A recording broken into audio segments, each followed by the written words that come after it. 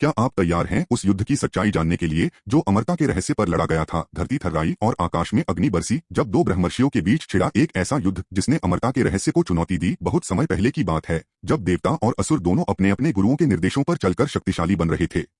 देवताओं के गुरु थे बृहस्पति, नीति, ज्ञान और धर्म के प्रति, और असुरों के मार्गदर्शक थे शुक्राचार्य, तंत्र, तप और मृत संजीवनी विद्या के अधिपति। शुक्राचार्य ने मृत्यु पर विजय पाली थी।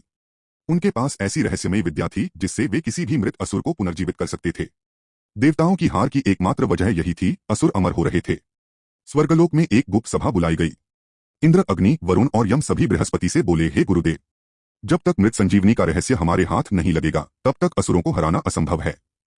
आपको वह विद्या प्राप्त करनी ही होगी। बृहस्पति ने हिमालय की एक अगम्य गुफा में तपस्या शुरू की।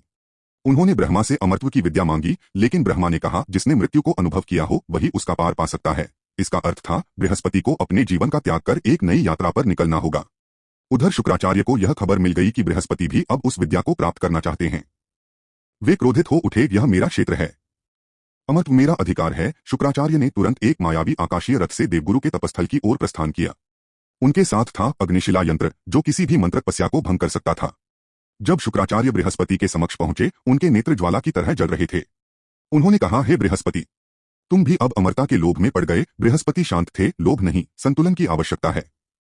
जब कोई एक पक्ष अजय हो जाए तो सृष्टि डगमगा जाती है। शुक्राचार्य ने वार किया, मंत्रों से, तंत्रों से।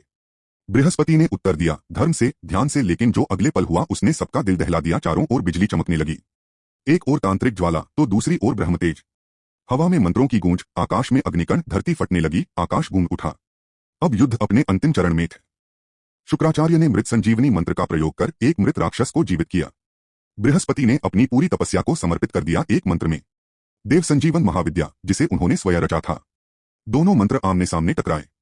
प्रकृति कांप गई। गगन में दो प्रकाश पुंज बने, एक सफेद एक लाल। और तब एक विस्फोट हुआ। जब धूल छंटी दोनों गुरु अचेत पड़े थे, लेकिन मंत्र अब निष्क्रिय हो चुके थे। कोई विजेता नहीं था सिवाय सत्य के। तभी आकाश से तीन दिव्य रूप उतरे, ब्रह्मा, विष्णु और महेश।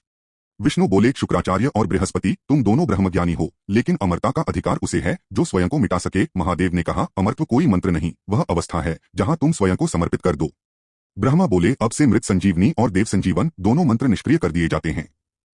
अमरत्व अब किसी एक के पास नहीं रहेगा, बल्कि उसकी पात्रता तब से सिद्ध होगी, एक रहस्य जो आज भी जीवित है। इस युद्ध के बाद शुक्राचार्य अदृश्य हो गए। कुछ कहते हैं वह पाताल में तपस्यारत हैं, तो कुछ कहते हैं उन्होंने मृत्यु को खुद से बांध लिया है। और बृहस्पति आज भी गुरुवार को लोगों के जीवन में ज्ञान और संतुलन का प्रतीक बनकर पूजे जाते हैं। ऐसी ही रोचक कथाओं के लिए हमारे चैनल को लाइक, सब्सक्राइब और शेयर करें ताकि हम भारतीय अपनी दिव्य पौराणिक कथाओं से अवगत हो सकें।